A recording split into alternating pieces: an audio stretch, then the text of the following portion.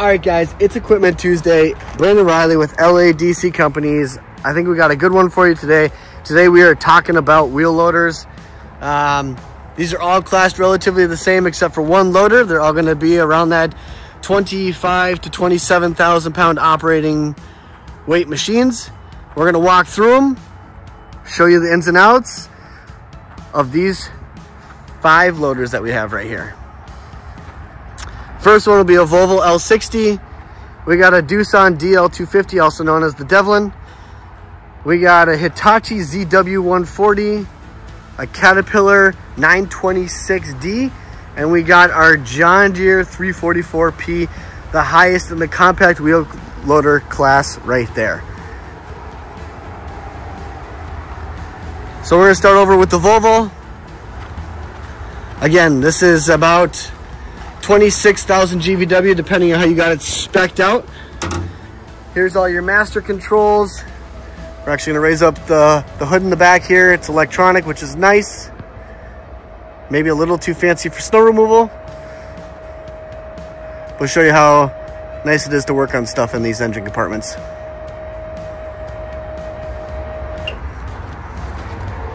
So as you can see, everything is reachable at ground level. Obviously this goes way up. I'm just not gonna do it for the video, for the time. We got our DEF, we got our diesel fill. It is nice that these are both in the same area, where on a lot of the other loaders, they're in 2 different spots.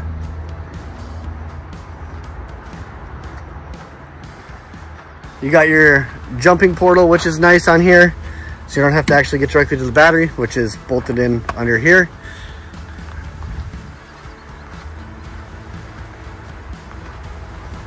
We do not have snow tires on them. It wasn't an option when we got them, but they will be getting swapped out here shortly. That's what this video is all about, trying to find what's best for us. Walking into the cab here, we got ourselves a pretty awesome cab. This is the lever controlled system for the boom, which is nice. Huge backup camera. All your functions controls right here. You got your radio, heat and air up there. Overall visibility is awesome. The one thing I highly recommend right there is a solar charger right there to the batteries, especially because we do snow removal. These live on sites that don't necessarily have plugins. Keeping that battery charged as best we can. So as you can see, visibility is great. Your parking brakes over here. There's all your controls. There's your backup camera. Yeah, it's pretty spacious in here. It's a nice loader. It's a very nice loader. Definitely became one of our favorites really fast. We're gonna jump over to the Doosan DL250. Oh, that's locked. Cool. Or maybe they're seized. I don't know. It could be that they're just seized up here.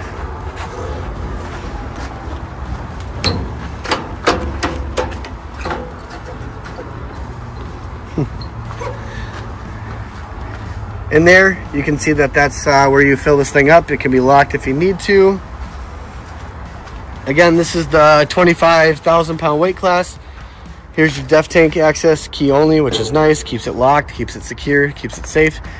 Only thing I didn't like when we got these things is they put these footsteps here on all the metal, but there's no grip to this. So if you're dealing with snow removal, this is extremely icy. You'll see how I dealt with that on the other side here.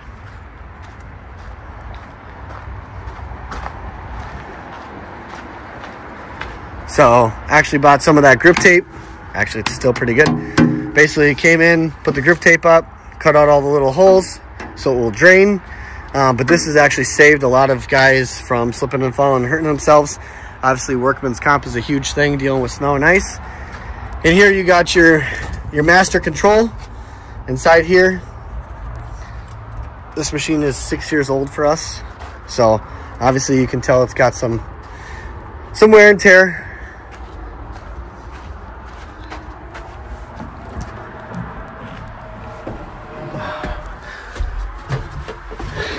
Cab wise, again, it's super comfortable. It's a nice cab. You got your functions here. So here you got your power mode. One thing I'll say about these Doosans is the Fuel economy is absolutely amazing. As much as I hate these machines for the DEF issues, that ability to change from eco mode, regular mode, and power mode right here is unbelievable. Super awesome feature. If you're in the DL250, you actually have a DEF tank heater, so you can actually heat your DEF tank up. So if it's cold out and you're afraid of it freezing before you get really moving for the day, turn that on, let it run for a little bit. It actually will heat up the coils around it, melt that tank down so you don't end up throwing codes, even though these things are notorious for DEF issues. Got a radio, your heat controls up here, and then your pins for your coupler right there. This is a lever control, joystick control. Here's all your computer functions along with some of your other specialty functions over on this side. Forward, reverse, neutral, simple on this side. I didn't walk about it on that. It is also the same thing. There's a left-hand trigger on the Volvo L60, forward, reverse, neutral. But you can actually change it in there, so you can actually control it with your, I believe it's your pinky. So when you're using those three levers, you got your coupler in and out, you got your up and down, and then you have the third valve, and after that you have a forward and reverse thing that you can hit with your pinky. So you could be driving completely with one hand. Super simple, super easy. This does have that same function. You can actually program it into, if I remember right, it's these two. The downside is every time you press the parking brake, it erases it, so you have to basically program it every single time. That's why we don't do it that often. But yeah, so that's a Doosan DL250. And here we go. Now we got the Hitachi ZW140.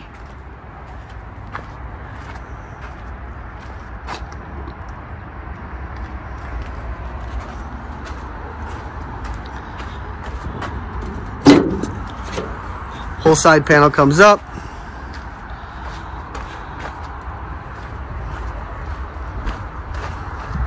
Whole side panel comes up.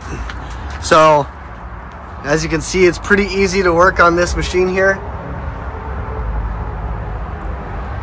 I think most manufacturers today try to keep all your common maintenance at standing level. So all your grease points, all your check valves, all your levers, everything, you know, checking your oil is right there. You can reach it without getting on a ladder or climbing on the machine for that fact. Same goes for greasing, all supposed to be super accessible. If it's not, then normally they have some sort of area where it can be serviced that way. And I'll show a better example of that on the Cat. And Hitachi has it too. So basically you grease here for all your upper points that you can't reach by hand without a ladder. Here's all your maintenance, things that you're supposed to pay attention to, how many hours you should be looking at them. Jumping in the cab here. Again, super spacious.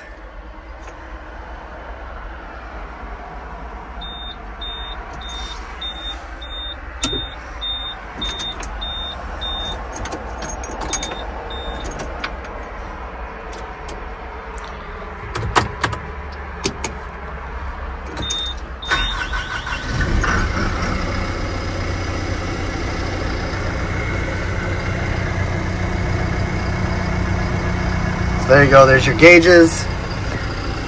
There's your backup camera, which is nice, always on.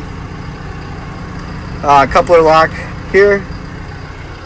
Parking brake there, hazards, lights, radio.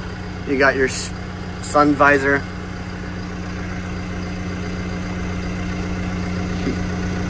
Heating and cooling's over here, depending on how you spec.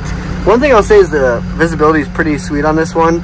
The engine area is pretty narrow, so obviously I have the wings up from showing you guys the engine, but I mean, you can see directly down on both sides, for that matter, on this machine. Super quiet. I mean, she's running right now and she's super quiet. Yeah, it's a nice machine.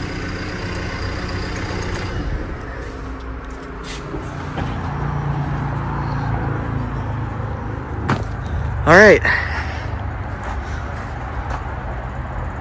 here we go, Cat 926D. If you're in Minnesota, Ziegler's your dealer.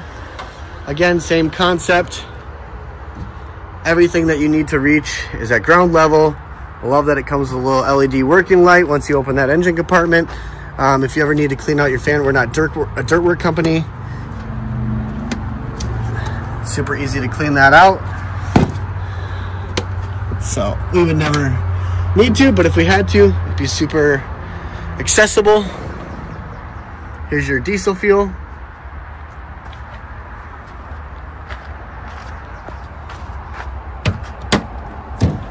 Here's your cab air filter if you ever needed to change that out. Here's your DEF tank fill. So fuel there, DEF here. One thing I do like about the Cat that the other ones don't have is, let's say you're defrosting that windshield, you need to, there's actually steps and a handlebar on this machine, which is nice. This is probably the nicest cab of everything. Again, grease points that are reachable are easy.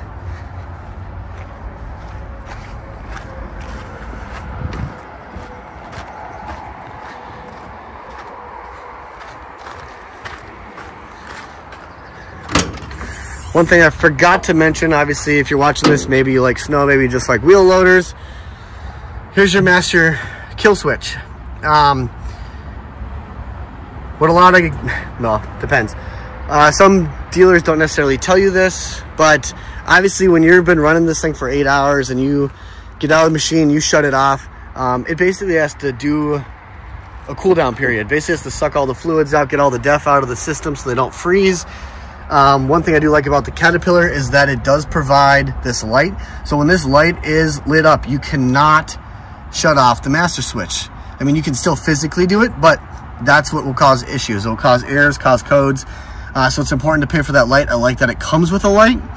We've always been taught with our bigger loaders that run DEF, always leave the DEF tanks at about 50% full in the wintertime. That way, if something ever happens, the DEF tank freezes, we can come in with warm DEF fluid, add it to the existing tank, melt that tank out, and hopefully prevent calling in a service call.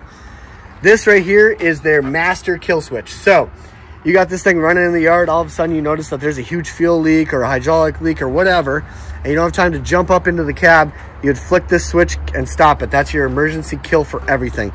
So it's not a master switch, it's a kill switch. For plugging in, super simple, it's right there. And then obviously you have all your grease points. They're actually on the other side over here. Right there, those are gonna read and feed all the high points that you can't reach by hand. Everything else you can reach by hand. Here's your hydraulic reservoir fill. What else? If you needed to, this is locked up, but if you ever needed to, you would unbolt this. This whole panel comes up as well. The reason it's locked is nothing that is needed for daily maintenance is needed behind this door. So that's why that part is stationary over there. Time to walk into the cab. So finally, we're getting into the future here. This is by far the nicest cab of all the wheel loaders we have here today.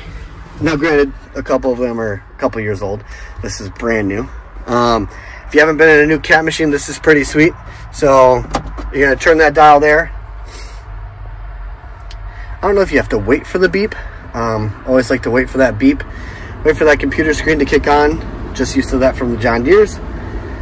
Basically, once that cat signs up, there we go. She is running, and she is so quiet. Over here, you got your radio, you got your heat, you got light functions, hazards, strobe lights. Here's your mirror adjustment right here. And then you can actually adjust everything from inside the computer screen for the actual operation of this machine. So, for example, for all you guys that are running snow blowers or anything that requires like a creep mode or anything like that, this is super cool. So you would hit the snail mode, which is engaged right now. It's gonna pop up and I can change how much power I wanna give to that. So if I wanna move at 8% power, I mean, she's gonna crawl. So perfect again for a snow blower, anything like that. It's a super great feature. Obviously you can see everything in here dash wise. It's a super techie design. It's modern, it's new. Below it you do have obviously all your normal functions. So, you know, taking on your coupler, you double tap and hold. That's going to push your pins out. This has the Cat Fusion couplers. You can order it any way. Obviously, Cat couplers are designed for Cat machines, so they like you to do that, but you can go any way you need to go.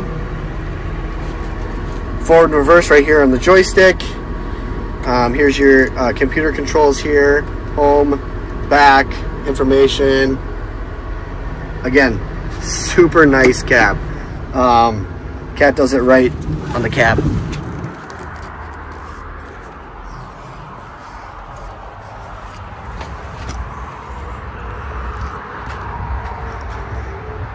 These are all demos to us, so that's why they don't have snow tires on them. We're gonna end this thing out with the largest compact wheel loader. This is the John Deere 344P. This is 104 horsepower, 19,000 pounds operating weight, all-wheel steer, all-wheel drive, absolute beast in terms of wheel loaders. Does this compare to that, or that? I don't know. That's what we've been trying to figure out. We run LD14s on all these machines just because of the sizes that we run on for our properties.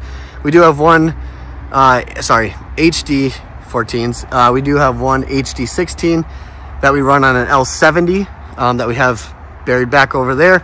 I didn't want to pull it out for this video, being that it's pretty close. It's a 30,000 pound operating weight machine. These are all relatively pretty close to themselves, except for this one right here, being, you know, 27, 25, 25, 26, 27, depending how you have them configured out. And then we're jumping into the 19. So engine compartments, super easily accessible on this machine. You got your master switch right here, which is nice.